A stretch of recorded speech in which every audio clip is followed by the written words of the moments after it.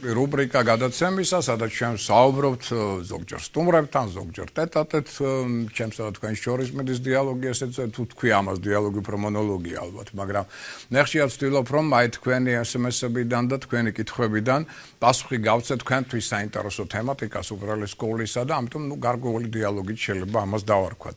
ნუ დღეს ესე იგი რაზე ვისაუბრებ, დღეს სტუმარი არ აქვს, მოდით ესე ვთქვათ, მონოლოგ დიალოგის დღე გვაქვს, შეიძლება ესე ვთქვათ და პირველ რიგში რაზე ახლა საუბარი დღეს. ნუ რამდენიმე თემა მინდა განვიხილო, იმიტომ რომ ყველაზე მეტი კითხვები ამასთან იყო დაკავშირებული, მინდა გითხრათ რომ ძალიან საინტერესო კითხვები იყო. ეთყობა ესეთი რესპონდენტები წერდნენ და გვეკითხებოდნენ ამას, რომ აი ცოტა ასე ვთქვათ ჩახედულები ასტროლოგიაში მათ შორის და პირველი ესე იგი კითხვა არის აი დაკავშირებული იმასთან, თუ რა პერიოდია ხა, რა დღეები გვაქვს და რას ქვია აი ეს ვთქვათ ასე დაბნელებების დერეფანი, იმიტომ რომ მოგეხსენებათ ინტერნეტი აჭრელებული ამ სიტყვით, დაბნელებების დერეფანი, ეს პოპულარული სიტყვა, გასაგებია. და რას ნიშნავს და რა დერეფანია და რა მოხდება ამ დროს და ასე შემდგომ. ნუ ეხლა წინ ვინც უსმენს ჩვენს გადაცემს, ის უკვე ინფორმირებულია ამის შესახებ, თუ რა ტენდენციებია. ჩვენ კიდევ იანვარში აღვნიშნეთ ეს, რომ ჩვენ გვექნება ივლისში 2 დაბნელება, მზის და მთვარის. ივნისის დაუშვათ ბოლოს აღვნიშნეთ კიდევ რაგველის წინ ივლისში და აღვნიშნეთ, რომ ეს არის სწორედ 2 დაბნელებას შორის ეგრეთ წოდებული პერიოდი, 2 კვირიანი, ხო? ტრადიციულად მოგხსენებათ, ჩვენ ახლა გქონდა 2-ში, 2 ივლისს მზის დაბნელება და ახალმთვარეობა და 17 ივლისს ჩვენ გვაქვს უკვე მსავსმთვარეობა და მთვარის დაბნელება. აი მათ შორის ეს 2 კვირიანი პერიოდი, ეს ზონა, სწორედ ეს გზა, თქვათ ასე, ამას ეწოდება დაბნელების დერეფანი. ეხლა ნუ რატო ქვია ხა დაბნელების დერეფანი, ეხლა არ ნიშნავს იმას, რომ უნდა შეგვეშინდეს პანიკაში ჩავარდეთ რა დაბნელების დერეფანი და რა გვეშველებდა შენ, არაფერი ამდაგვარი. აქ ცოტა მოდით საღიაზროვნებით მივუდგეთ ამ ინფორმაციას და გავერკვეთ რა შეა საქმე. მოგეხსენებათ, რომ დაბნელებები ყოველთვის არის მძიმე, ასე ვთქვათ, პერიოდი. ეს არის პერიოდი, როდესაც საიდაუშვათ ნახევარი წლის განმავლობაში რაღაცა ხდება შეჯამება თითოეული ადამიანის, თითოეული პერსონის, ან შეიძლება ცალკეული ქვეყნის, სახელმწიფოს და ასე შემდგომ მოქმედების შეჯამება. ტრადიციულად ხდება შეჯამება და ნელ-ნელა გროვდება. ხა ყველა ადამიანმა იცის რაღაცა რომ დაუგროვდება მას და მეორე შეიძლება ამოხეთქოს ან აგრესიით, ან დეპრესიით, ხო? აი დაახლოებით დაბნელები ამ დაგბარ ტენდენციებს უწყობენ ხელს. რაღაცა რომ დაგროვდება უკვე ადამიანის ცხოვრებაში, მის კარმაში, მის სოფხედულობაში, მისი მიზეზშედეგობრივი პრინციპებიდან გამომდინარე მოქმედებებში, აი მე ამას ყოველთვის იგი იმკის ტრადიციულად დაბნელებებზე, ან მზის და მთვარის, შეიძლება ორივეზე. და ამიტომ დაბნელებები ყოველთვის მძიმე პერიოდი, ახალი მთვარეც მძიმეა, მოგეხსენებათ, სავსე მთვარეც მძიმე პერიოდებია, მაგრამ დაბნელება როცა ჯდება უკვე ახალ მთვარესთან მზის და სავსე მთვარესთან მთვარის, ეს უკვე ნიშნავს, რომ ორმაგი ახალ მთვარეობა, ორმაგი, ასე ვთქვათ, სავსე მთვარეობა, ანუ აქ უკვე განსაკუთრებულად ბუთქავს ის, რაც დაუგროვდა ადამიანს, ან კარგი, ან ცუდი. ხა ეს არის შანსი, რომ დაბნელება მაინდამაინც უნდა იყოს ცუდთან დაკავშირებული. მინდა გითხრათ, რომ მე არაერთხელ ვარ მოწმე იმისა, რომ დაბნელებებზე ადამიანთა ცხოვრებაში ხდებოდა ძალიან კარგი რამ, მაგალითად შეხვდებოდა ძალიან კარგ ადამიანს, რომელიც ძალიან დიდ როლს თამაშობდა შემდგომი ცხოვრებაში. შეიძლება მაგალითად ესე დროს მიიღეს საჩუქარი, შეიძლება პრემიის სახით საჩუქარი, შეიძლება ლოტერეაში იყო მოგება და 1000 სხვა სასიკეთო რამ ხდებოდა ხოლმე, რატო? იმიტომ რომ დაბნელება ეს არ ნიშნავს, რომ მაინდამაინც დაждის მექანიზმი უნდა ჩაერთოს. არა, ეს არის ერთგვარი მონაგარი, ნახევარწლიანი მოქმედებისა და თუ ადამიანმა იცხოვრა სწორ ევოლუციური გზით, არ დაარღვია თავისი კოსმიური კანონები, თავისი კარმული გზა და ასე შემდგომ და პირიქით მეტად სასიკეთო პოზიტიური ენერგია დააგროვა, მან შეიძლება მიიღოს დაბნელებებზეც კი კოსმიური საჩუქარი. მაგრამ მოდით ასე ვთქვათ, მაინც რადგან ადამიანთა უმრავლესობა არ ღვევს კოსმიურ, ვთქვათ, ბალანსს, არ ღვევს თავის კოსმიურ გზას, ხშირად არც იცის ეს გზა და აქედან გამომდინარე შეცდომებს უშვებს, ამიტომ მინდა გითხრათ, რომ შეიძლება ესეთი იყოს პროპორცია დაახლოებით ყოველ შემთხვევაში 30% შეიძლება იყოს საჩუქარი, 70%-მდე შეიძლება იყოს პრობლემა.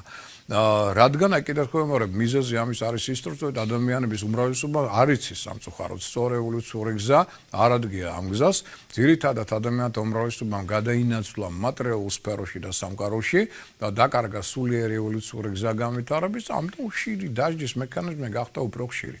ამ ბოლო ხანს ვიდრე მაგალითად ვთქვათ წარმატების ფაქტორი. თუმცა წარმატების ფაქტორიც უდავოდ არის. ეს მინდა აღნიშნო, მაგრამ რატო ვაფრთხილებ მე ტრადიციულად ადამიანებს იმის შესახებ, რომ აი ძალიან ფრთხილად იყავით განსაკუთრებით დაბნელებებზე, იმიტომ რომ რადგან აქ არის ასე ვთქვათ უკვე გარკვეული მაღალი ძალიან დუღილის ტემპერატურა და შეიძლება აი ვულკანებით ამოიფრქვეს რაღაცა ის ნეგატიურიც, რაც დაგროვდა დაუშვათ აი წინა ნახევარი წლის განმავლობაში აი წინა დაბნელებიდან ამ დაბნელებამდე დაუშვათ თუნდაც ხო? აი, აქ უკვე ტრადიციულად შეიძლება ამან მიიღოს ძალიან ნეგატიური არსახე. დაბნელებებზე ტრადიციულად ახლა მე მინდა გითხრათ, რომ სტატისტიკაც არის ამის, დაბნელებებზე ხდებოდა უამრავი ნეგატიური რამ. თუმცა არის პოზიტივიც ვიმეორებ, მაგრამ მაინც უმრავლესობა არის ნეგატიური, იმიტომ რომ აქ შეიძლება ყოფილიყო რევოლუციები, აქ შეიძლება ყოფილიყო ძალიან მაღალი ტრამულავარული ტენდენციები, ტრადიციულად უარესდება ჯანმრთელობის მდგომარეობა, იმიტომ რომ აქ ხდება მზის და მთვარის შეერთება და შემდგომ მათი ოპოზიცია, ურთიერთ დაპირისპირება. და ხა მზე და მთვარე მაგახსენებათ ურთიერთ წინააღმდეგობაში როცა ხვდებიან, ეს არის ერთ-ერთი ყველაზე მძიმე სიტუაცია, იმიტომ რომ დედამიწაზე მოდის კოსმოსიდან ამ დროს ძალიან მძიმე ენერგია, იმიტომ რომ ორი ძირითადი მანათობელი ურთიერთ წინააღმდეგობაში შემოდის. ორი ძირითადი ენერგია მზე ეს არის ჩვენი სული და მთვარე არის ჩვენი ქვეცნობიერი სამყარო და ემოციური ცენტრი. ურთიერთ ბრძოლაში არიან ერთმანეთთან. ეს ყველაფერი ჩვენი სული და ქვეცნობიერი ურთიერთ ბრძოლაში ხდება ამ მომენტში საკუთარ თავში. ამიტომ აი ეს ურთიერთ ბრძოლა მეტომეტეს სუსტინების კუპის, სუსტი ფსიქიკის მქონე ადამიანმა შეიძლება ძალიან მძიმედ გადაიტანოს. თუ ადამიანი ძლიერია ნერვული სისტემით, ის უფრო ადვილად იტანს დაუშვათ ამდაგვარ ტენდენციებს და თან თუ ჯანმრთელია, მაგრამ რადგან ხალხთა უმრავლესობა არის ნერვიული, დაძაბული ხალხთა უმრავლესობა, უნდა ვთქვათ ასე, განიცდის ნევროზულ სტრესულ მდგომარეობას მით უმეტეს საქართველოში, ამიტომ დაბნელებებზე განსაკუთრებული მძიმე განცდები აქვთ მათ, იმიტომ რომ ამ პერიოდში ვიმეორებ ტრაუმული ავარიული ტენდენციები მატულობს, დაბნელებას როცა ამბობთ, რომ ზოგს ხშირად ვამბობ ამ სიტყვას გახსოვთ ალბათ, რომ ზოგიერთს უბნელდება ტვინი, ნიშნავს იმას, რომ მას ქვეშ მინდა გითხრათ, რომ ტვინი მართლაც უდად მუშაობს ამ პერიოდში, შეიძლება აი დამძიმდეს თავი და ადამიანს ან ცუდად ეძინოს ამ პერიოდში, ან იყოს გადაღლილი, ან რაღაცა სხვა სახის ემოციურმა გაღიზიანებამ შეიძლება ეჩინოს თავი, სხვა სახის ესეთმა დამარყოლებელმა ფაქტორებმა შეიძლება ეჩინონ თავი, ამიტომ ესეც შეიძლება იზეზე იყოს. ტრაუმების, ავარიების, შეცდომების, მალყულობს ყოველთვის ამ დროს ცდუნებების ალბათობა, შეცდომების ალბათობა, კრიმინალური სიტუაცია უარესდება. ტრადიციულად შეიძლება ეკოლოგიურმა კატასტროფებმა ეჩინონ თავი, შეიძლება იყოს ტექნოგენური კატასტროფები, მაგალითად ამ პერიოდში ძალიან დიდი პრობლემები აქვს პროგრამულ სისტემებს, კომპიუტერულ ტექნიკას, შეიძლება უცებ გაფუჭდეს და უცებ გამოიდეს თანასწორობიდან პროგრამა დაიკარგოს და ასე შემდგომ 1000 სხვადასხვა ისე როცა მეკითხები, აი რა მოხდება? ძნელია ეს წინდაწინ მაინც ვქვა რომ აი ეს მოხდება მეტი არაფერი. ყველაფერი შეიძლება მოხდეს. ყოველთვის ვამბობ ასე, ამ დროს ყველაფერი შეიძლება მოხდეს. იმიტომ რომ დაბნელებებზე ანომალიური მოვლენების ალბათობა დედამიწის გეომანტიის ნეგატიური ველიდან გამომდინარე ყოველთვის მატულობს, მათ შორის ეკოლოგიური კუთხით, ტექნოგენური კუთხით. და რასაკვირველია, როცა გეომანტია იძაბება, ამ დროს გეომანტია ძალიან მოქმედებს ადამიანის სისხლზე, იმიტომ რომ მოგეხსენებათ სისხლის ბურთულები შედგებიან ფერომისგან, ანუ რკინისგან. და ჩვენ გვაქვს ჰემოგლობინი, რომლის ცენტრში არის სწორედ რკინა და ეხლა წარმოიდგინეთ თქვენც მაგნიტი როგორ მოქმედებს რკინავზე, ხო?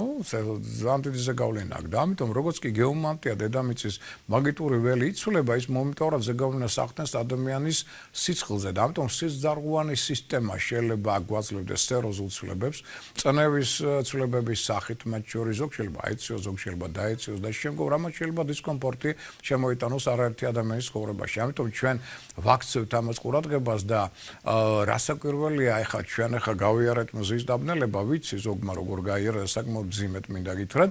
და ეხლა ჩვენ წინ გვაქვს ორკვირიანი, ასე ვთქვათ, ზონა, ხო?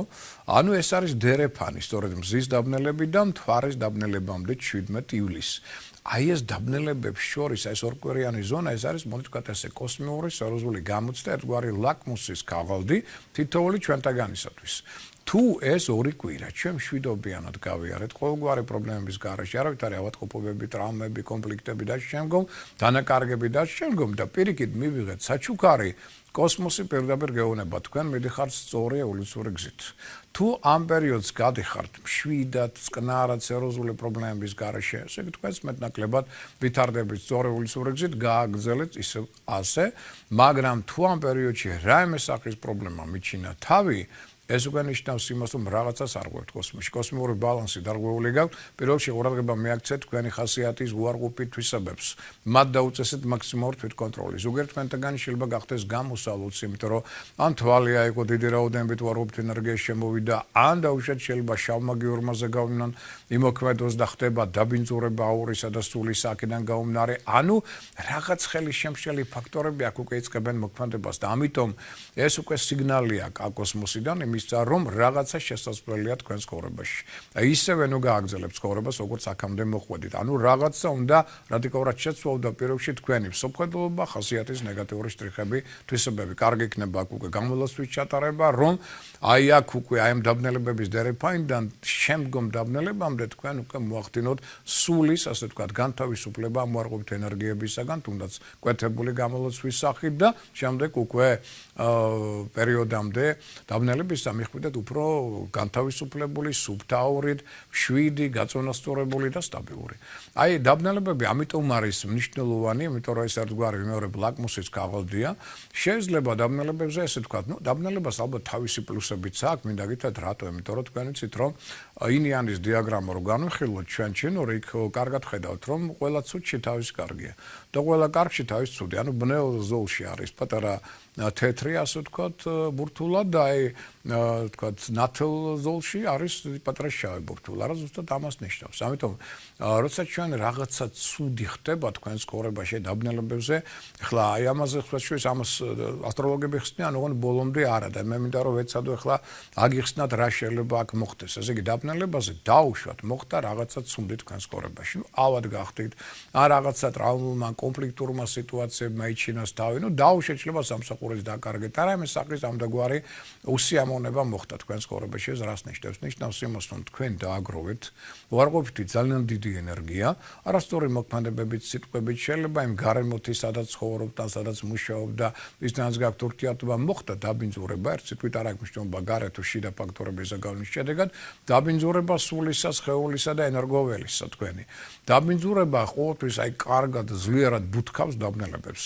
და აქედან გამომდინარე, როცა ეს უკვე დუღილის ტემპერატურა მაგ მოიმატა იმდენად, რომ აი სწორედ დაბნელება მისცა გამოსავლის საშუალება, აი აქ მოხდა რაღაცა უსიამოვნება, რაც უკვე ნიშნავს იმას, რომ აი ეს მაჩვენებელია იმისა, რომ ტკივილის ფორმით მოდის, ესე იგი ადამიანს ტკივა ამ დროს, შეიძლება ფიზიკურად არა, მაგრამ შეიძლება გული ტკივოდეთ ან რაღაცა სულს ტკივოდეს იმის გამო, რომ მოხდა უსიამოვნება თქვენს ცხოვრებაში, ხო? თუნდაც კონფლიქტის სახით. და ეს უკვე ნიშნავს რას, რომ ტკივილი ერთ-ერთი გამწვანდი საშუალებაა. ამიტომ ტკივილით ადამიანი ხშირად იწმინდება. ზოგჯერ არის ესეთი სიტუაციები, როცა ადამიანს ცნობიერად არ ესმის, მაგრამ აი რაღაცა პრობლემური ძალიან მძიმე პერიოდის შემდგომ მის ცხოვრებაში იწყება რაღაც სასიკეთო პერიოდი. არის და მე ხშირად ვამბობ, რომ შეიძლება ეს გზაც არის. უბრალოდ მძიმე გზა, ტკივილიანი გზა, მძიმე და რატო უნდა მაინც იაროთ აი ესეთი ტკივილის გზით და რა აქვს ახლა ამ გზას ცუდი. კი შეიძლება თქვენ ტკივილით ამოიღოთ ეს უარყოფითი ენერგია, ერთ-ერთი ფორმა, ასე ვთქვათ, იმისა განთავისუფლებისა სულისა ხდება ტკივილით ამოღების, ადამიანს აძლევა კარტ ბლანში იმისთვის, რომ მეტნაკლებად ამ გზითაც გარკვეულწილად ისწავლოს განვითარება თავისი, მაგრამ ამ გზას აქვს ერთი ძალიან ცუდი ნიუანსი. რა არის ეს ნიუანსი? კონკრეტულად როცა ადამიანი თავისუფლდება უარყოფითი ენერგიისგან და ძალიან ხშირად ეს ხდება სწორედ აი დაბნელებების დროს, შეიძლება აი რაღაცა გეტკინოთ, ცუდი პრობლემები შეიქმნას, კონფლიქტები შეიქმნას და შემდეგ ხალხს საშინელ მდგომარეობაში და უცებ ნელ-ნელა გრძნობთ, რომ დაბნელებების შემდეგ რაღაცა უკეთესობისკენ წავიდა. რაღაც საინტერესო ადამიანი გამოჩნდა თქვენს ცხოვრებაში, რაღაც საინტერესო წინადადება მიიღეთ, ნელ-ნელა ხდება რაღაცა სასიკეთო ტენდენციების მოზღვავება. კი ბატონო, არის ესეთი მომენტი, შესაძლებელია ეს იყოს, მაგრამ ამას აქვს დიდი მინუსი რა. ადამიანმა მაინც ვერ გაიგო, რის გამო მიიღო მან აი ეს ტკივილი. ანუ ის ისევ ნელ-ნელა ისევ გააგრძელებს ძველებურად ცხოვრებას, თავისი ძველებური უარყოფითი თვისებები, თავისი იმ ნეგატიური ნიუანსებით, რის გამოც მან ადრეულ პერიოდში დაიგროვა ეს უარყოფითი ენერგია და ვერ მიხვდა, რომ აქ მიიღო მან გაფრთხილება იმ ტკივილის მეშვეობით.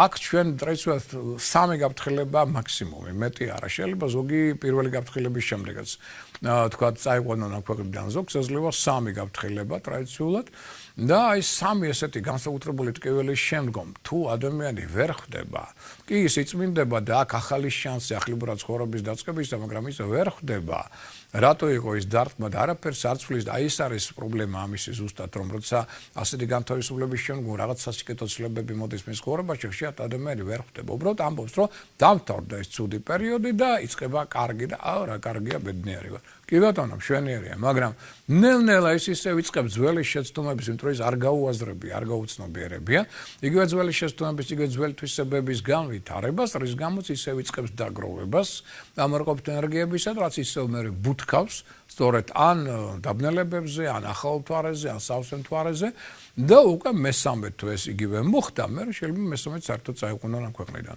იმიტომ რომ მას მიეცა სიგნალები მან ვერ გაიგო ან არ მიაქცია ყურადღება და შესაბამისად ახლა გაუთავებელი სიგნალები არ მოდის კოსმოსიდან გარკვეულ სიგნალებს გვაძლევენ თუ ადამიანი რეაგირებას არ ახდენს და რადიკალურად არ ცვლის თავის ცხოვრებას შეიძლება ეს უბრალოდ ნაადრევად შემდგომ წაიყვანონ ამ ქვეყნიდანაც კი და უამრავი გენიოსია წასული ამ ქვეყნიდან ხა იცით თქვენ იგივე 27 წელი მიხეილ ლერმონტოვი სერგეი ესენინი ლორდ ბაირონი ნიკოლას ბარათაშვილი ჯიმი ჰენდრიქსი ჯიმ მორისონი მოსკოვსები 37 წელი პუშკინი მაიკოვსკი ვან გოგი მოცარტი რაფაელი და შემდგომ შეიძლება უამრავი ჩამოთვალოთ და არაერთხელ ჩამოგითვლია Auto ამაზე ხა დროს არ დავკარგავთ, უბრალოდ აღნიშნოთ ეს მომენტი, რომ ეს ტენდენციები არის. ამიტომ პრობლემა ამისა არის ის, რომ შეიძლება მოხდეთ განთავისუფლებაც მოხდეს და უკეთესად წავიდეს თქვენი ცხოვრება, ამას თავის შეხედვით აქვს, იმიტომ რომ შეიძლება ისევ თავიდან იგივე გაგიმეორდეთ და უარესად.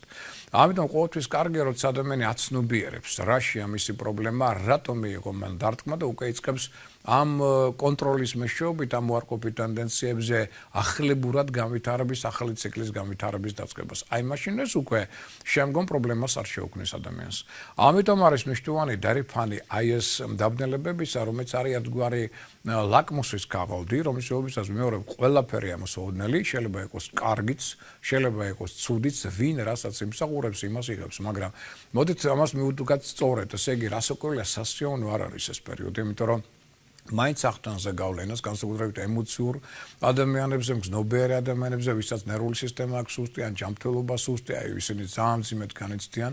წყლის ნიშნები, განსაკუთრებით კირჩხები და თევზები, ასევე ძალიან, ასე ვთქვათ, ლაბილურები არიან ამ ენერგიების მიმართ.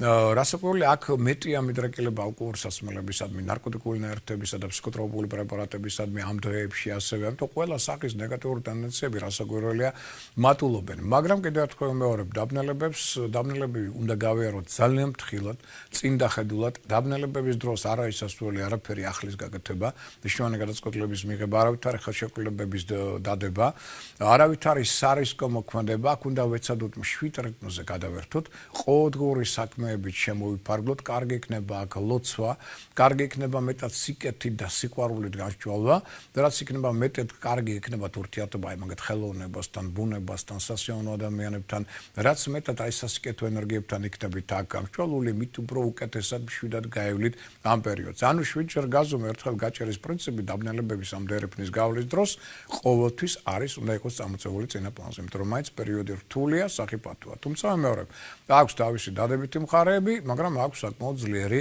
უარყოფითი მხარეებიც, რომელიც ასე ვთქვათ, კარმულია, მნიშვნელოვანია. ახლა ეს დაბნელებები, მაგალითად, ახლა აი ამ 2 კვირის განმავლობაში რა მოხდება, ეს ხო ერთია დაუშვათ, რა მოხდება თქვენს ცხოვრებაში, მაგრამ აი ამ დაბნელებების შედეგად რაღაცა მექანიზმი ჩაერთვება თქვენს ცხოვრებაში. შეიძლება ვიმეორებ სასიკეთო, შეიძლება ნაკლებად სასიკეთო, მაგრამ რაღაცა აქ ისეთი რამ ამოქმედება, რომელიც უკვე ჩვენ გვიჩვენებს, რომ ამის შედეგი ოქტომბერში გამოჩნდება. ანუ თქვენ ეხლა დაუშვათ თუ ამას მიაქცევთ ყურადღებას და დაიწყებთ გამოსწორებას თქვენ საკუთარ უარყოფით თვისებებზე მუშაობას, ოქტომბერში შეიძლება მიიღოთ სასიკეთო შედეგი. სასიკეთო წინადადება, სასიკეთო ცვლილება თქვენს ცხოვრებაში, იმიტომ რომ სამყარომ დაინახა, რომ თქვენ ამ ტკივილს ან ამ დღეებს სწორად შეხვდით და უკვე რადიკალური ცვლილებები შეიტანეთ თქვენს მსოფლმხედველობაში ცხოვრებაში, მაგრამ თუ ამ პერიოდში არ აქცევთ ამას ყურადღებას და პირიქით, შემოიტანეთ მეტი აგრესია, მეტი დეპრესია ემოცია და ნეგატიური ენერგიები, მაშინ ოქტომბერში შეიძლება რაღაცა მოხდეს ძალიან არასასწიო და პრობლემური თქვენს ცხოვრებაში და მაშინ უკვე სხვას ნუ იმიტომ რომ კოსმოსმა გისიგნალა თქვენ რეაქცია არ მიეცით და ოქტომბერი რატო ოქტომბერი იმიტომ რომ აქ ოქტომბერი ეს არის ზონა რომელიც ამ შემთხვევაში პირველ სიგნალს მოგცემს აი ამ დაბნელებიდან გაუმდინარე იმის შედეგისა რომელსაც თქვენ მიიღებთ თქვენი ეხლა ამ ორკვირიანი მოქმედების და ცხოვრების პრინციპებიდან გამომდინარე ეხლა გავითვალისწინოთ რომ ცოტა რთული პერიოდი ეს დაბნელება განსაკუთრებით მოქმედებს რასკვლელ კირჩხიბებზე და თევზებზე აღვნიშნეთ შემდგომ თხის გაითხოვს ყურადღებას ასევე და ასევე სასწორი და ვერცი ამ ოთხ ნიშანზე განსაკუთრებულზე გავლენას ახდენს დაბნელება და აი მათ მართლაც განსაკუთრებული სიფრთხილე მათ შორის ვიმეორებ ჯანმრთელობის მიმართ ტრავმულოვანი ტენდენციების მიმართ ეხლა განსაკუთრებული ყურადღება საჭირო ამ დერეფნის პერიოდში კუჭის ზონის მიმართ კუჭნაზლავის ზონა მთლიანობაში მოდით ვახსენოთ ესე მერე ყურადღება ძლოვან სისტემას ხერხემალს წელის არე ეს შეიძლება ადვილად გაგიცივდეთ ან ტკივილების სიმძიმეებს ზედმეც აქ ნუ ვთქვათ აწევთ ეცადეთ ყოველ შემთხვევაში თავი შეიკავოთ შემდგომ ყურადღება მეაქციოთ ასევე ტენდენციებს რომელიც აქ უკავშირდება გულსიზარღვან სისტემას ეს სუსტი ზონებია ამიტომ ზედმეტად ნუ გადავტვირთოთ მათ იმიტომ რომ ამან შეიძლება ამ ორი კვირის განმავლობაში ცოტა მოგწეს რეაქცია და პრობლემა ამიტომ ამ მხრივ იყოთ ყურადღებით ზედმეტ ნერვიულობას დაბნელებების დროს უკუჩვენება აქვს ამიტომ მაქსიმალურად ეცადეთ რაც არ უნდა პრობლემური სიტუაცია შეიქმნას არ მიიყვანოთ თქვენი თავი ზედმეტ ნერვიულობამდე თორე ამან შეიძლება უკვე გულსიზარღვან სისტემაზე ემოქმედოს ცუდად დღესაც გავფრთხილდით თავს სხვა შორის თვარე ლომშია რომელიც ასუსტებს სწორედ გულს გულის ზონას და დღესაც არავით არის სიმძიმეები არავით არის ზედმეტი ნერვიულობა აი ამ ხრივ ეს მინდოდა ეს იგი მოკლე ისეთ ინფორმაცია თუ შეიძლება მას მოკლე ერქვას თორე დაბნელებებზე შეიძლება მე ვისაუბრო და რამდენიმე გადაცემა არ მეყოს იმიტომ რომ აქ იმდენი სტატისტიკა დაგროვილი იმდენი ინფორმაცია ამასთან დაკავშირებული მაგრამ რადგან ჩვენ ახლა სხვა თემებისგან განხსახილებული ესე იგი მოკლედ ესეთი მცირეოდენი ინფორმაცია მის შესახებ თუ რას ნიშნავს ეს დაბნელების დერეფანი რომელიც ჩვენ ორი კვირის განმავლობაში უნდა გავიაროთ რა შედეგები შეიძლება მოგცეს მან რა არის კარგი რა არის ცუდი და როგორ ჭობია რომ იგი გავიაროთ მაინც მე ყოველთვის ურჩევ ადამიანებს დაბნელებების დროს რომ სიფრთხილე წინდახედულობა მოთმინება თავდაჭერა ყოველთვის კონდეს წინაპონზე თორე ეს განსაკუთრებით დაბნელებები მაინც გახსოვდეთ რომ ეს დერეფანი ამ დროს აქტიურდება და ყოველთვის დაბნელებებზე დაბნელებებს ადრე ეწოდებდნენ სატანურ დღეებს მოდით ვთქვათ ასე ხო ამიტომ უარყოფითი სატანური ენერგია დაბნელებების პერიოდში განსაკუთრებით ძლიერია და ამიტომ ცდუნებების ალბათობა მაღალი აქ შეიძლება სხვა შორის ადამიანი ცდუნების წინაშე დადგეს ეს შეიძლება იყოს ალკოჰოლთან ცდუნება შეიძლება საწინაო სქესის პარტნიორთან ცდუნება რაღაც დიდ ფულთან დაკავშირებული ცდუნება ამიტომ ეს ორი კვირა თქვენ შეიძლება მიიღოთ მათ ცდუნებელი წინადადებები აი ესეთი რომ ნუ აი ვერ გაუძლოთ აი რაღაცა დიდი ფულის შოუნის ან რაღაცა სხვა სასწაული და ძალიან მთლიანად იყავით დააგვირდით აი ორი კვირის განმავლობაში ვინ შემოდის თქვენ ცხოვრებაში ვინ რომელი ადამიანი გეტმასნებათ და ასე შემდგომ ხო ძალიან მთლიანად იყავით განსაკუთრებით მათ მიმართ იმიტომ რომ აქ ყოველთვის მეორე უარყოფითი ენერგიები განსაკუთრებით ძლავრობენ და ისინი ცდილობენ რომ გაცდუნონ სხვადასხვა ფორმით სახით წინადადებები და შემდგომ. ამიტომ ეს არის ერთგვარი მოდით ვთქვათ ასე წლის განმავლობაში ყველაზე დიდი ცდუნებების ორკვირიანი ზონა. ამიტომ ვეცადოთ რომ ეს დერეფანი მშვიდად განვლოთ, ცდუნებებს არ ავყვეთ და დავიცვათ მაქსიმალური სიმშვიდე, ჰარმონია, რაც შეიძლება მეტი პოზიტივი შემოვიტანოთ საკუთარ ცხოვრებაში. ნუ ეს მოკლე ინფორმაცია დაბნელებების დერეფნის ირგვლივ. ეხლა დარჩენილი ეს თემატიკა რომელიც ასევე საინტერესო ადამიანებისთვის და ისინი ამ კითხვებთან დაკავშირებით სწორედ მისვავენ ხშირად ასე ვთქვათ ამ კითხვას მისვავენ და აინტერესებთ ესე იგი მე ხა ბოლომდე ამ კითხვებზე პასუხს ვერ გაგცემთ ვერც მე და ვერც ვერავინ ალბათ იმიტომ რომ ჩვენ მაინც მიახლოებით ვიცით ეს ინფორმაციები მაინც დაფარულია დაახურულია და ძალიან საინტერესო კითხვაა სხვა ჩვენს მინაგდათ რომ არავის ეს კითხვა არ დაუსვას ჩემთვის არასოდეს რომ ძველ ფრესკებზე იქ სადაც არიან გამოსახული ეგვიპტელი ფარაონები მათ ხშირად ხელში უკავიათ ორი ცილინდრი და ნუ ვინც ახლა ეგვიპტოლოგიასთან არის დაკავშირებული ან აქ საშუალება რო ის ნახოს დაინახავს კიდე სხვა ჩვენს ორი ცილინდრი უკავიათ მარჯვენა და მარცხენა ხელში და ძალიან დიდი კამათის საგანი იყო ეს რას ნიშნავს ეს ორი ცილინდრი რატო უკავიათ და რა ფუნქციას ასრულებს და იყო სხვადასხვა ვერსიები სხვა ჩვენს ამაში მეცნიერებიც იყვნენ ჩართულები ეზოთერიკოსებიც და ნუ უამრავი რამ იყო ამასთან დაკავშირებული და ზოგი რას ამბობდა ზოგი რას ამბობდა და შემო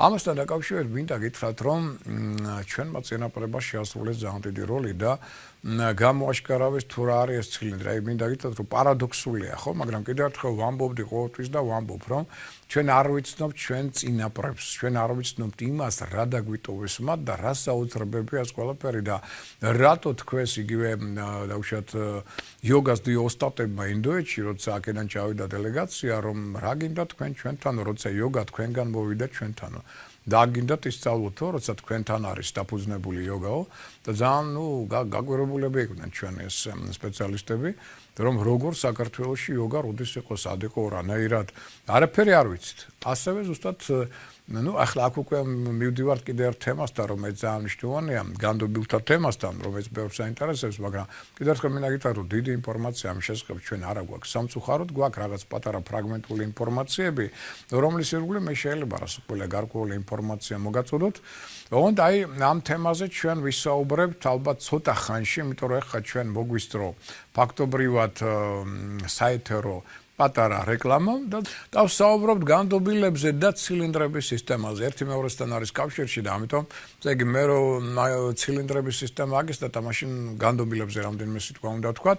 ვინ არიან განდობილები, იმიტომ რომ არაერთხელ ვახსენებდი მე ამას და ამან გამოიწვია ესე გარკვეული ინტერესი კითხვები არის ამასთან დაკავშირებით. ახლა მე რო გითხრათ ვინ არიან კონკრეტულად სახელი გვარი გითხრა და შემდგომ ეს არ არსებობს და ვერც ვერან ვერ გეტყვით, იმიტომ რომ ეს არიან ჩვენი, თქვათ, მოდით ვთქვათ, პირველ რიგში წინაპრები, ეს ერთი. შემდგომ ჩვენი მოქალაქეები, რომლებიც დღესაც ცხოვრობენ სამშობლოში ჩვენთან, მაგრამ ცხოვრობენ მთიან რეგიონებში, აი როგორც არის სვანეთი, როგორც არის ხევსურეთი. აი ესეთ რეგიონებში, ხოჭის რაჭაზეც გამიგია. აი ესეთ რეგიონებში ესენი არის გარკვეული, ვთქვათ, ჯგუფი ადამიანებისა, რომლებსაც ფაქტობრივად თითქმის ვერაინ ვერ ხედავს. ანიცის დაუშვათ შეიძლება ერთმა ორმა ადამიანმა მათ შესახებ, ისიც იქ ცხოვრებდება. ანუ ეს არის განსაკუთრებული კასტა ადამიანებისა დავარქვათ მას ასე, რომლებსაც მიეცათ უზარმაზარი ინფორმაციული ცოდნა. ანუ ეს არიან ადამიანები, რომელმაც შეძლეს თავის დროზე და ეს ძალიან დიდი ხნით ადრე იყო. მინდა გითხრათ, რომ აქ ჩვენი ქვეყანა და სამშობლო საქართველო არის ერთ-ერთი უდიდესი ეზოთერული ცენტრი. და ამაზე მეტყველებს უამრავი მითითება, რომ არის რამდენიმე დიდი ცენტრი ეზოთერული, სადაც, თქვით ასე, არის ჭიპი ეგრეთ წოდებული უფლისა. აი ესე ერქვა მას ლიტერატურაში, ესეთი ჭიპები გვაქვს ჩვენ მაგალითად, ენერგეტიკული ცენტრები დავარქვათ სხვანაირად. ერთი არის დავუშვათ ტიბეტი, ცნობილია, არის ეგვიპტე, ცნობილია, არის კავკასია, პირველ რიგში საქართველო ეგონისება ამ შემთხვევაში. არის ასევე აი ძველი აცტეკების, ინკების და მაიას ტომების ზონა, უკვე ჩრდილო და სამხრეთ ამერიკის ზონაში. აი ეს ზონები არის განსაკუთრებით ენერგეტიკულად ძლიერი. და აქ დაიბადა ის დიდი ინფორმაციული ველი, რომელსაც ჩვენ ეზოთერიკის სახელწოდებით ვიცნობთ. და აი განდობილები სწორად იყვნენ ადამიანები, მინდა გითხრათ, რომ რომელმაც შექმნეს ერთ-ერთი უდიდესი სისტემა ცოდნისა, რომელიც მერე გავიდა ჩინეთში, გავიდა ინდოეთში და აქედან არის სწორედ ის, რომ ჩვენ ბევრი რამ უბრალოდ ამაზე არ ვიცით, ეს სხვა შორის ჩვენ არც ვიცოდით საუკუნეების განმავლობაში, წლების განმავლობაში არსებობს კავკასიური იოგა. ხო ეს იოგა ვინ მოგიტანა ჩვენ კავკასიური პოლონელმა, ერთ-ერთმა მოგზაურმა, ანტიკვარიატის დიდი მოყვარული იყო, 1920 წელს ჩამოვიდა ჩვენთან და მან სწორედ აი მას ჰქონდა, არ ვიცი ხა შემთხვევით არაფერი არ ხდება სამყაროში, ამიტომ ალბათ ვერ დავარქვი შემთხვევით. აქ მოდით არის ესეთი რამ, რომ თვითონ განდობილები ირჩევენ. ხა თქვენ შეიძლება კითხვა დასვათ, აი რატო ვერ ხედავთ ჩვენ მათ? არ არის ესე, რომ ჩვენ მოვიდოვე, წავედე და ვნახეთ, არა. განდობილებს თუ ჭირდება და სამყარო თუ აძლევს ამის ინფორმაციას, გახსოვთ, რომ ისინი პირდაპირ არიან კოსმოსთან კავშირში, დიდ უფლის ენერგოველთან კავშირში და აქედან იღებენ პირდაპირ ინფორმაციას.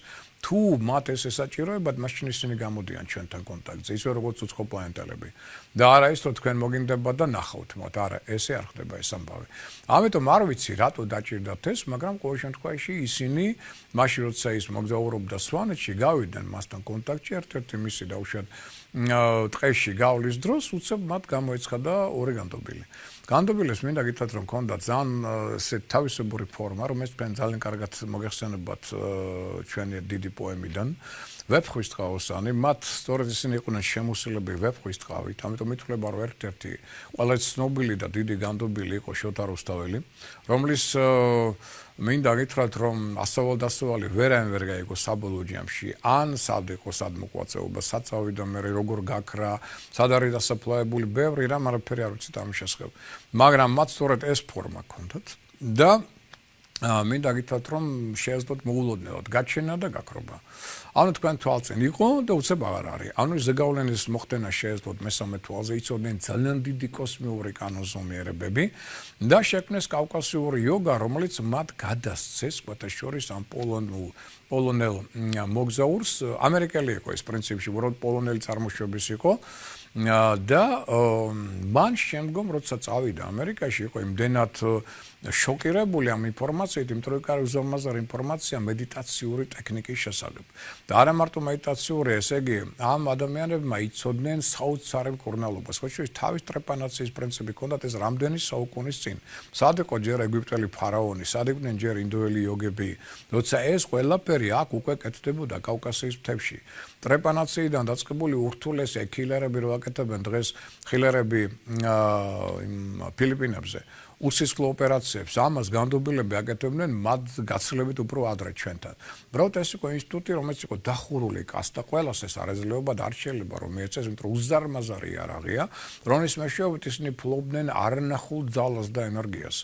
და ამიტომ ჰქონდათ საცოცხლო საოცარი ენერგია და ეს რო ახლა მიეცათ ყველა ადამიანისთვის, თქვენ ხო წარმოგიდგენიათ რა იქნებოდა, რა ხოცვაჟლეტაში გადავიდოდა ყველაფერი, იმიტომ რომ ამის უფლება აქვთ მხოლოდ განსაკუთრებულ ადამიანებს, რომ ეს ცოდნოდათ და ეს განსაკუთრებული ადამიანი უნდა ყოფილიყო სულით ძალიან სუფთა და თქვათ პიროვნება, რომელიც ასე თქვათ იმ კოსმიურ მისიას შეასრულებდა, რომელიც მას ეკისრებოდა.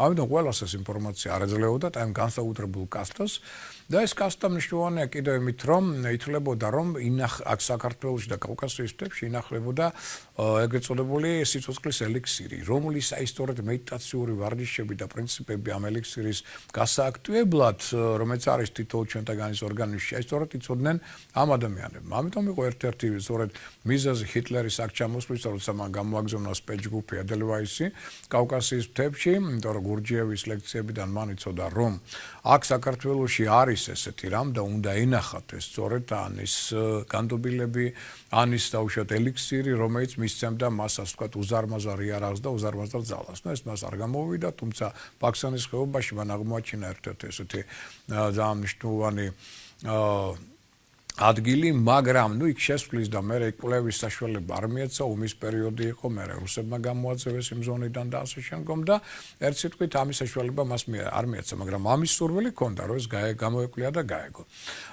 სამწუხაროდ ახლა ჩვენთან ჩვენებად მატერიალისტები გავხდით, რომ ჩვენთან არც მეცნიერება აკადემიას, არც არავის ერთი სურვილი არც ერთხელ არ გაჩნია, რომ აი ეს გამოეკვლიონ ეს მეთოდები, ან დაუშვათ ვიღაცას რო ქონოდეს აი რაღაც ესეც სურვილი, რომ რაღაცა რაც არის დანატოვარი და რაღაც პატარა ინფორმაცია ამასთან დაკავშირებით, აი მის ირგვლივ რაღაცა კვლევა ჩაეტარებინოს. არაფერი ამ დაგვარი არ ყოფილა, მაგრამ მე ვიცი, რომ ეს პოლონელი, ასე ვთქვათ, ამერიკელი მოგზაური, მოდი ვთქვათ, ეს პოლონური წარმოშობის იყო შოკირებალი, იმიტომ რომ უზარმაზარი ინფორმაცია იყო. ინფორმაცია არა მარტო დაუშვათ კურნალობასთან დაკავშირებით და იყო სასწაული ინფორმაცია, რომელიც დღევანდელმა ექიმებმაც კი არ ეციან მინდა გითხრათ, მათ შორის იყო სისხლის გამწვანდი გადასწარების საშუალებები, ელემენტარული ვარჯიშების მეშვეობით, რომელიც დღესაც არ ეციან უმრავლესობამ. და შემდგომ იქ იყო უკვე ისეთი თეორიები, რომელიც იმ პოლონელმა მოგზაურმა აღარ დაწერა.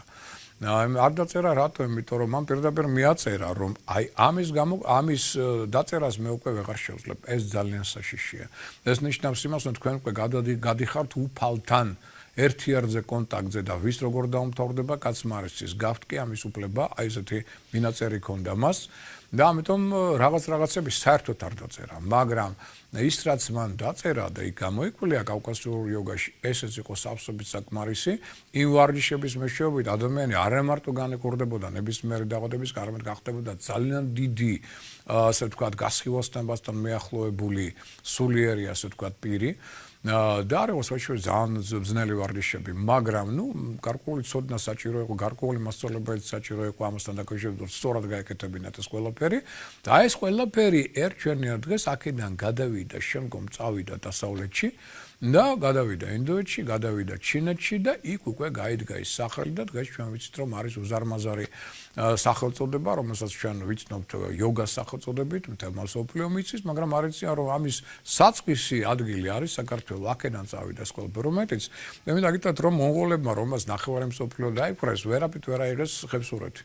ვერაფრით, რამდენი შეტევა ჰქონდათ და ეხლა ძალიან საინტერესო იყო, ესეც არ იყო სერიოზული კვლევის მიზეზი, არა და იყო ამაზე მუშაობა, ბატონი იური ყეინაშვილი მუშაობდა ერთი პერიოდი და ძალიან საინტერესო რამ გამოიკვლინა, აღმოჩნდა რომ ხევსურულ ორთაბრძოლებსა და აი მონღოლების ორთაბრძოლებს შორის 80% საერთო ილეთი იყო. ეხლა გეკითხებით, საიდუმ და მოხვედრილი იყო მონღოლეთში ის ილეთები, რაც ხევსურებმა იცოდნენ ორთაბრძოლების დროს. აქედან არის ეს ყველაფერი წასული. და როცა თავდიცვანის დიდი ოსტატი ტოიო კობაიეში 1986 წელს ჩამოვიდა საქართველოში და აქ ნახა სუხიშვილების ცეკვა, ძველი სუხიშვილების, მინდა გითხრათ რომ მან თქვა რომ რადგინდა თქვენ თაიძიცვანი, როცა მთელ თქვენს ცეკვაში დევს თაიძიცვანი და ციგუნი. და მე გვიხსნიდა ამას თუ თითოეულ მოძრაობას რა ენერგეტიკული დატვირთვა აქვს. ესე იგი ჩვენ რამდენი რამე არ ვიცით ხო წარმოიდგენიათ, ესე იგი რომ აი ეს ოსტატებიც კი იყვნენ აღფრთოვანებული, იმით რაც ჩვენთან არის და ჩვენ წარმოდგენა არ გვაქვს ამის შესახებ. და ეს ყველაფერი გავიდა აქედან, ეს იყო განდობილთა ინსტიტუტი. დღესაც არის ხო შორის ამაზე ხა შიგადაშიგ მესმის ძალიან იშვიათად, მაგრამ მესმის რომ შიგადაშიგ ვიღაცებს ხვდებიან ზოგჯერ მთებში, ხევსურეთში და სვანეთში, ოღონდ ეს განსაკუთრებულ შემთხვევაში და ძალიან იშვიათად ესეთი ადამიანები, რომლებიც როგორც შეიძლება უცებ გამოჩნდნენ, ასე უცებ გაქრნენ. ამიტომ ისინი თუ ჩათვლიან საჭირო თქვენთან მოსვლას, აი ამ შემთხვევაში გეკნებათ კონტაქტი, სხვანაირად არა. და მინდა გითხრათ, რომ ეს არიან უდიდესი სულიერი ოსტატები და სხვათა შორის არის ვერსია, ამაზეც მინდა გითხრათ, ადრეს თქვი ამას შესახებ, რომ ქართული ჯარი მათ შორის ძალიან ხშირად აი სწორედ იყო განდობილთა ხელში და თქვენ ახლა როდისმე ალბათ გიფიქრებთ ამის შესახებ, როგორ გადარჩა საქართველო. ეს პატარა ქვეყანა, რომელსაც იმდენი ურდო შემოესია საუკუნეების განმავლობაში. ხა მარტო რა ვთქვათ, რომ ენა მამული სარწმუნოებაა, ეს კი მნიშვნელოვანი ფაქტორია, მარტო ეს არ უშველის საქმეს. ელემენტარულად, ახლა როცა მოდიოდნენ მონღოლები 100,000-იანი არმეით და საქართველოში მასზე იყო მაქსიმუმ 15,000 მოსახლეობა, რა უნდოდა იმ მოსახლეობის მთლიანად ამოძირკვას, ხო? აბსოლუტურად არაფერი. მაგრამ არ მოხდა ეს. აქეთ ურდოები, აგერბათ არაბები, აქეთ თურქები, სპარსელები და ასე შემდგომ და ეს პატარა ქვეყანა გადარჩა. როგორ გადარჩა? დღემდე გაუგებარია, ხო, სასწაულია. აი ერთ-ერთი მიზეზი არის ეს. ქართულ ჯარს ამზადებდნენ, ეს არის ესეთი ვერსიები, საერთოდ 300 მარაგველმა როგორ გააჩერა ამდენ 1000-იანი არმია. როდისმე გიფიქრე, მარტო ის რომ აი კი კარგი მებრძოლები იყვნენ, ამაზე ვინ დაოს, მაგრამ მაინც ვერ გააჩერებ, ფიზიკურად ვერ გააჩერებ. მათ ჰქონდათ სწორედ მომზადება განდობილების არის შედეგად მას ჰქონდათ უნარი, საოცარი მებრძოლ სულისკვეთებასთან ერთად სხვა ენერგეტიკა ჰქონდათ. თითოეულ დარტყმას ჰქონდა ორმაგი ენერგეტიკა. მათ შეეძლოთ დროდადრო გაქრობა, გაჩენა და ასე შემდგომ და აი ეს ამ ელემენტებით შეძლეს ხოლმე აი მხელა ურდოების გაჩერება და მათზე გამარჯვების მიღწევა. ხო, რასაკვირველია, ყველგან არ ხდებოდა ეს მომზადება, რამდენიც მე ვიცი, ზოგიერთი მეფე უფრო ახლო იღებდა და მეფეებს ჰქონდათ მათთან ურთიერთობა, ზოგიერთთან არ იყო მათთან კონტაქტი, ესეც იყო. მე ვიცი ისიც რომ ჰქონდა ესეთი კონტაქტის თელობა მათ ზვიად გამსახურდიასთან თავის დროს. მაგრამ რაღაცა იქ მაინც არ შედგა ის კონტაქტი, როგორც საჭირო იყო. ეს კიდევ ერთ-ერთი ინფორმაცია ესეთი. აი არის ესეთი საუბრები, ვერსიები ამათ შესახებ და ხა რატო მოვაყოლე ეს ყველაფერი, რომ განდობილების ინსტიტუტთან დაკავშირებით ეს არიან ვიმეორებ ჩვენი წინაპრები და დღეს ცხოვრები კიდე ადამიანები, რომელსაც ჩვენ თითქმის ვერ ხედავთ. რომელიც ფლობენ უდიდეს სულიერ, ასე ვთქვათ, ინფორმაციას, რომელიც მოდის კოსმოსიდან და აქვთ არნახული შიდა ძალა, ფსიქიური, ფსიქოლოგიური, ეზოთერული და ასე შემდგომ და აი რომელმაც სწორედ ახსნეს ეს, აი იმ პოლონელ სწორედ სტუმარს მათ აუხსნეს ცილინდრების სისტემა, რომელიც სწორედ რომელსაც შეავხედავთ ჩვენ ფარაონების ხელში და რა არის ეს ცილინდრების სისტემა? თურმე ესეც საინტერესო რამეა. ლითოთერაპია, მოდი დავარქვათ ასე, მოგეხსენება თქვენ რომ დღესაც იყენებენ უკვე საკმაოდ კარგად ლითონების მეშვეობით თერაპიას და ყოფილა ესე იგი მარჯვენა ხელში მათ უკავია ცილინდრი, რომელიც გამზადებულია სპილენძისგან, მარცხენა ხელში ცინკისგან და როცა ეს ეკავათ ხელში ხდებოდა და მე მინდა გითხრათ რომ ძალიან კარგად იცოდნენ ძველ ეგვიპტეში ასტროლოგია აქედან გამომდინარე ისინი ყოველთვის არჩევდნენ შესაბამის დღეებს, ანუ მზე უნდა ყოფილიყო ამ დროს ლომის ზოდიაქოში, ხოლო მთვარე კირჩხიბში და აი ასეთ დროს ისინი იკავებდნენ აი ამ სწორედ ორ ცილინდრს, ლითონის ამ ცილინდრებს და იწყებოდა საოცარი პროცესი, ანუ ხდებოდა ელექტროწრის შექმნა. და ეს ელექტროწრე ფაქტურად ლითოთერაპიას ასა დღესაც უკვე ეყენებენ ექიმები, აი მაშინ რამდენი საუკუნის წინ განდობილებიც ეყენებდნენ სხვა შორის ამას, იმიტომ აუხსნეს მათ სწორედ ეს და ვერ გაიგო მაინც დიდხანს რა არის, სანამ არ გამოიკვლია, სანამ იმ ამერიკელმა არ დაწერა, რომ განდობილება მათ აუხსნეს. რას ნიშნავდა ეს ორი ცილინდრი მათ ხელში, ანუ ფარაონების ხელში. ეს სწორედ იყო მათი ლითოთერაპია, რის მეშვეობით ისინი აუმჯობესებდნენ ორგანიზმს, ირთვებოდა მცირეოდენი, მაგრამ ვოლტაჟი დენისა, რომელიც გადიოდა მთელ სხეულში, მაქსიმუმ უნდა ქონოდა 15 წუთი დაახლოებით ეს სხეულში, რის შედეგად რადიკალურად იცვლებოდა სისხლის ფორმულა, ხდებოდა სისხლის თავიდან განახლება და ხდებოდა შიდა ენერგიების ენერგოველით დატენმა. ფაქტობრივად ყველა, ასე ვთქვათ, ძირითადი, ასე ვთქვათ, ფუნქციონალური ერთეული ჩვენი სხეულისა იწყებდა თავიდან მუშაობას კარგი ენერგიით, ასე ვთქვათ, დატვირთული და დატენილი. და ფაქტობრივად ეს იყო ერთ-ერთი საუკეთესო თერაპიული საშუალება, რომელსაც იკანებდნენ მეორე ჩვენი განდობილებიც და ეგვიპტის ფარაონები. ახლა კითხვა ჩდება თქვენ როგორ ფიქრობთ, ეს ეგვიპტიდან მოვიდა განდობილებთან? არა, განდობილებიდან წავიდა ეგვიპტეში. ამიტომ განდობილებმა შემოიტანეს ჩვენ სამყაროში უზარმაზარი ეზოთერული ინფორმაცია და ცენტრი ამის არის აქ. განებობთ მიბრძანდით ძველ ტიბეტში. იქაც კი დიდი სულიერი ოსტატები ლამები დღესაც ამბობენ, რომ კავკასიადან არის მოსული ძალიან ბევრი ვარჯიში, რომელიც მათ აქვთ იგივე იოგა სისტემის ვარჯიშები, ტანტრა სისტემის ვარჯიშები და ასე შემდგომ. ძველ ეგვიპტეში ძალიან კარგად იცოდნენ ეს ყველაფერი. ამიტომ სამწუხაროა, მაგრამ ჩვენ არ ვიცით იმის შესახებ კიდევ რა საოცარი. ახლა მედიას რო საუბრობდა არგონავტები და შემდგომ აქედან რა წაიღეს არგონავტება, ოქრო უნდოდა, ჩვენზე მეტი ქონდათ ადჟერ. ოქრო, აქედან ეს ოქრო სიმბოლო არის სწორედ იმ დიდი ცოდნისა, რომელსაც მედია ფლობდა. და აქედან გამომდინარე, სწორედ ამის მერე აღურძინდა უკვე საბერძნეთი და დაკნინდა საქართველოს, იმიტომ რომ ესეთი დიდი ეზოთერული ცოდნის გატანა არ შეიძლებოდა. უბრალოდ ამ მედიამ ეს დაარღვია.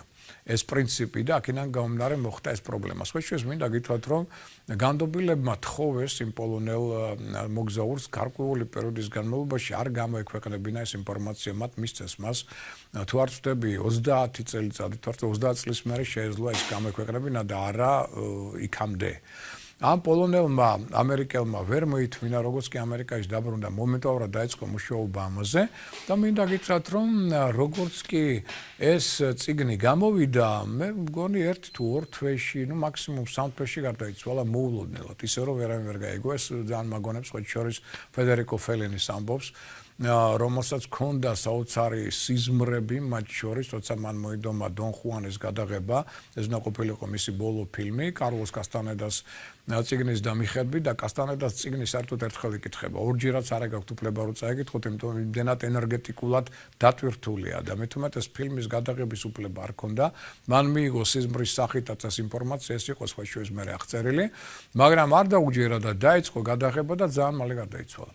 ანუ დარღვევა კოსმიური კანონების, როცა გეუბნებიან არა, ეს უნდა ყოველთვის იცოდეთ, იმიტომ რომ მე ამის მოწმე არაერთხელ ვარ, მინახავს ექტრასენსი, რომელმაც არ დაუჯერა, როცა ზედაძალებმა უთქვეს, რომ არ შეიძლება შენი ჩარევა და მაინც ჩაერია ესე იმდენად უნდა დახმარება პაციენტისთვის და მე 3 დღით გაუშეშეს ხელი, თელიანად არ მუშაობდა მისი ხელი, ანუ მიიღო ესეთი დარტყმა, ანუ ამასეთ მომენტებს მე შეავხედავ. ამიტომ დარღვევა არ შეიძლება. აი პოლონელმა დაარღვია სამწუხაროდ მართალია დიდი ამბავი გააკეთა იმით, რომ ჩვენ მაინც გაგვაგებინო თურმე ჩვენს მიწაზე არსებობს და აქ ჩაინერგა კავკასიური იოგა, რომ ჩვენთან არსებობენ განდობილები, რაც და წარმოადგენა არ ქონდა.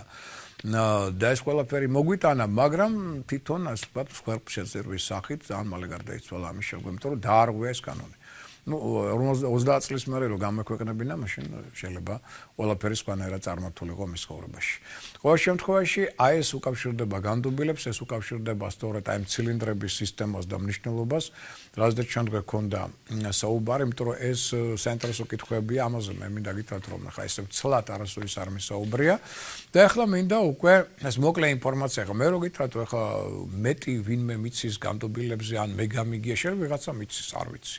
სამყარომ როიცეს თავისთავად, მაგრამ ვიღაცა ადამიანებისგან ჩვენს გვერდით არ ვიცი. თუ ვინმე მიცით, მე სიამოვნებით დაგითმოთ ჩემს ეთერს და სიამოვნებით თქვათ მოვისმენ და უშუალოდ ინფორმაციას გამდობილების შესახებ, იმიტომ რომ ძალიან საინტერესო თემა ეხება ჩვენს ეროვნულ საუნჯეს და სიამოვნებით მეც გავერკვეული ამაში ღრმად, მაგრამ მე ჯერჯერობით ირგვლივ არ შემხვედრია მაინც ესეთი ადამიანი, რომელიც აი განსაკუთრებულად აი კარგად ფლობდეს რაღაც სხვა კიდე უფრო მნიშვნელოვან და სიღრმისეულ ინფორმაციას. თუ ესეთი ადამიანი არის სიამოვნებით, მე მაგალითად მოვიწვევდი და ეთერს დავუთმობდი მას.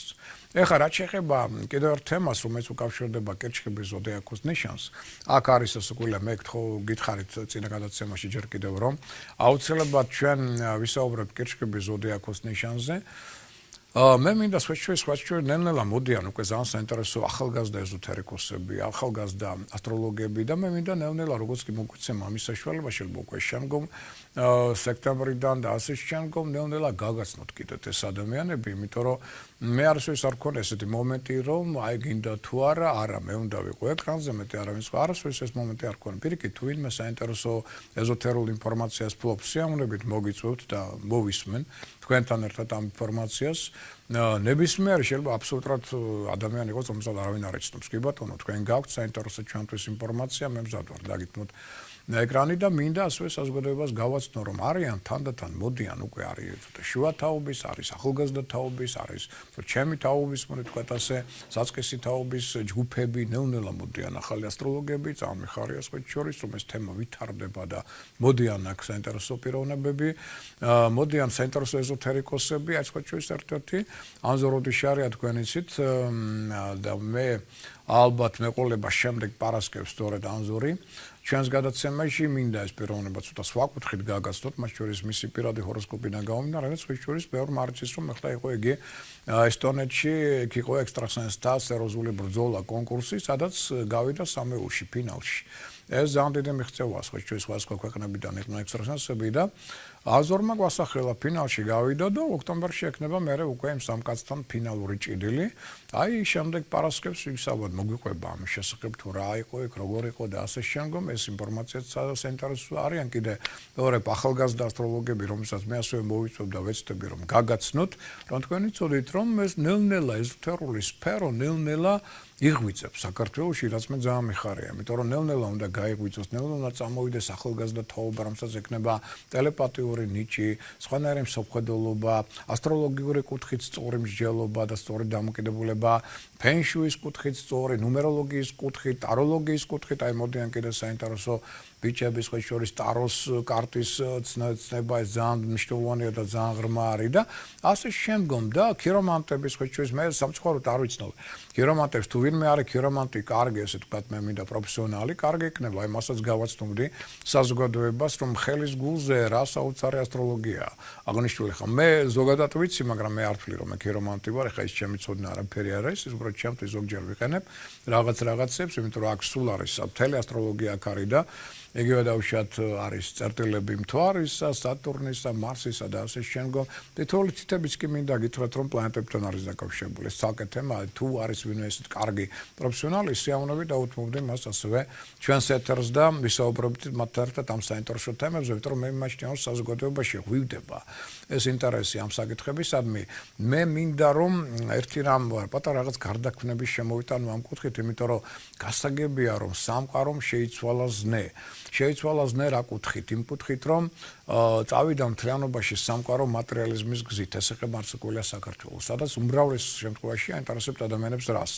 რა ფული, დაუშვათ სამსახური, მატერიალური სიამოვნებები და ასე შემდგომ. ამიტომ ჩვენ დავშორდით ხა განდობილებზე კიდე რატომ მოყვებით, იმიტომ რომ ჩვენ საქართველოში გვაქვს ეს ბუდე დიდი ეზოთერული ცოდნისა, რომელსაც არ ვიცით, რომელიც დაფარულია. დაფარულია ზუსტად იმისთვის, იმიტომ რომ წავედით მატერიალიზმის გზით. და ამის მიმართ ინტერესს საუკუნეების განმავლობაში არ ვალდებით. ამიტომ მე მგონი მოდის დრო, როდესაც ჩვენ ცხოვრობთ სასწაულად ძალიან ძლიერ ეკო, არა მარტო ენერგო ველში. კიდევ ერთხელ მეორე პაკ რომ ჩვენ ცოტათი მაინც განვავითაროთ ეზოთერული ცოდნა და განვითარდეთ ცოტა წინ წავიწიოთ, მე დარწმუნებული ვარ, რომ სამყარო რაღაცებს გაგვიხსნის, რაც იმალება ჩვენს ასე ვთქვათ, მიწაში, რაც იმალება ჩვენს ღვიმეებში და ბევრი საინტერესო ადგილებს აღმოაჩენდა, ისეთ საინტერესო ინფორმაციას, იგივე დავუშვათ ქართულ ცეკვასთან დაკავშირებით, საერთოდ აზრზე არ ვართ რა ხდება. როცა ტოიო კობაიაშიმ აგვიხსნა თითოეული მოძრაობა მანდილოსნისა და მამაკაცისა, რას ნიშნავს, რა არხები იხურება, რა იხსნება და რა ენერგოველია და ამას თურმე კიდევ ცალკე საბრძოლო მნიშვნელობა აქვს და არა მარტო თერაპიული და ჯანმრთელობაზე როგორ მოქმედებს, ნუ ესე ეს ხო ხა რომელიმე ქორეოგრაფს რო უთხრათ, ხო? წარმოდგენა არა აქ ამაზე, ხო? აგვიხსნა ზუსტად ქალის და მამაკაცის ტრაექტორიები მოძრაობისა და დაუკავშირა მთვარის და მზის ტრაექტორიებს და ზუსტად დაგვისვა ეს მოძრაობები. ანუ ეს ჩადეს წინაპრებმა. ჩვენ აზრზე არ ვართ, არ ვიცით. ხო, და ამიტომ კიდევ ერთხელ მეორე პაკე ხა იგივე მედიას დროს გნებავთ, ხო? სასწაული მედიცინა იყო ჩვენი, ხო? არნახული რამ იცოდნენ ჩვენმა წინაპრებმა და კურნავდნენ უძიმეს დაავადებებს, მათ შორის ონკოლოგიურ დაავადებებსაც კი. რასაც მედიცინამ ეხლა მიაღწია, ჩვენებმა იცოდნენ მრავალი საუკუნის წინ. მაგრამ ამის საჭიროა კოლევაძიება, ამასთან დაკავშირება და ასე შემდგომ. ამიტომ თუ ეზოთერულმა აზროვნებამ არ გაიღვიძა, სულ უფრო მეტმა ახალგაზრდამ არ გამოიჩინა ამის მიმართ ინტერესი და თანდათან ეს არ განვითარდა, იქამდე ისევ იქნება დახურული ეს. და ვიქნებით ისევ მხოლოდ მატერიალისტები. მე არ ვამბობ, რომ მატერიალიზმი ცუდია, ძალიან კარგია. მატერიალიზმი საჭიროა თვითონ მატერიაშიც არის უფლის ძალა და უფლის ენერგია. უბრალოდ ამის დანახვა საჭირო, მაგრამ როცა თქვენ იცით, რომ კოსმოსი არის ზომიერება, ხო? თუ ძალიან გადადიხართ მატერიალიზმში, თქვენ კარგავთ სულიერ მხარეს და იჭებით, იმიტომ რომ დაკარგებთ კოსმიური ბალანსი. თუ თქვენ გადადიხართ მარტო სულიერებაში და მატერიას არ ცნობთ, ისევ გადადიხართ უკიდურესობაში, მიხედავთ რომ სულიერებაა, მაგრამ მაინც იჭებით, რატო? იმიტომ რომ ისევ დაკარგეთ კოსმიური ბალანსი. აი ეს პრინციპია, ძირითადი კანონია სამყაროში, რომელიც უფალმა ჩვენ დაგვიდო და ეს უნდა გავიგოთ. ამიტომ ჩვენ ახლა ვართ დისბალანსში, მატერიალურ დისბალანსში. ჩვენ გვჭირდება ამის გაწონასწორება, რით მოვიდეთ ზომიერებაში, წამოვწიოთ წინა პლანზე, სწორედ სულიერება, მაგრამ აი როცა ამ შუაში მოვალთ და დავამყარებთ აი სწორედ შვენიერ იერარქიას, ზუსტ იერარქიას, ბალანს მატერიასა და სულიერს შორის, თავარია მე არ გადავარდეთ ზედმეტ სულიერებაში. თორე ისევ დავიჯდებით, თორე მე მატერიალურ სამყაროს უგულებელყოფთ. აი ეს არ უნდა მოხდეს. ზომიერების წერტილი დაახლოებით თანაბრად. ამიტომ ეს გაგვიძება ახალი ეზოთერიკოსებისა ჩვენთან და საინტერესო ასტროლოგებისა და ფენშუის სპეციალისტებისა, სწორედ კარგია წინაპირობა იმისა, რომ ჩვენ გავაძლიერებთ ამ ხაროს, რომელიც ახლა გვაქვს დაკნინებული სულიერი ნაწილი. სულიერ ნაწილში არ არის მარტო რელიგია, შემოგარგებო დამიჯერეთ. რელიგია ერთ-ერთი მნიშვნელოვანი ფაქტორია, მაგრამ ამის გარდა სულიერ სფეროს ძალიან ბევრი სხვა სფერო მიესადაგება, იგივე ფილოსოფია, იგივე ფსიქოლოგია, იგივე ასტროლოგია, იგივე ფენშუის პრინციპები, იგივე დაუშვათ ნუმეროლოგიის ცოდნა და ბევრი სხვა ესეთი ეზოთერული პრინციპები, რომელიც სამყარო ჩვენ გვიბოძა, ეს უნდა განვავითაროთ და ამან ერთად უნდა იცხოვროს. ერთმა მეორე უნდა გააძლიეროს და უნდა ერთმა მეორემ შეავსოს და არა ის, როგორც ჩვენთან ხდება დღეს, ერთმანეთს ებრძვიან და დასანახად ვერ იტანენ. ესე ვერ განვითარდებით. ამიტომ მე მიმაჩნია, რომ აი ეს პრინციპები უნდა წამოწიოთ წინა პლანზე და ნელ-ნელა კოსმიური ბალანსი ვიპოვოთ. ეხლა მე კერჩქებზე მინდოდა დღეს საუბარი, მაგრამ არ გამოვიდა დროის სიმცირის გამო. მე ამაზე ვისაუბრებ ერთ-ერთ გადაცემაში, ყოველ შემთხვევაში, სანამ კერჩქებშია მზე, კერჩქებს აუცილებლად დაუბრუნდები და ამაზე ვისაუბრებ, ალბათ ამ ერთი გადაცემის შემდგომ. ხოლო შემდეგ გადაცემაში, ესე იგი, ანზოროდის შარია გვეყოლება სტუმრად. და მე მინდა რომ ესე იგი აი დღევანდელი გადაცემა თუ თქვენ ახლა ვერ იხილეთ ან რაღაც გამოტოვეთ, ხვალ დილით შეგიძლიათ 9 საათზე ტელეკომპანია კავკასიის ეთერში ნახოთ.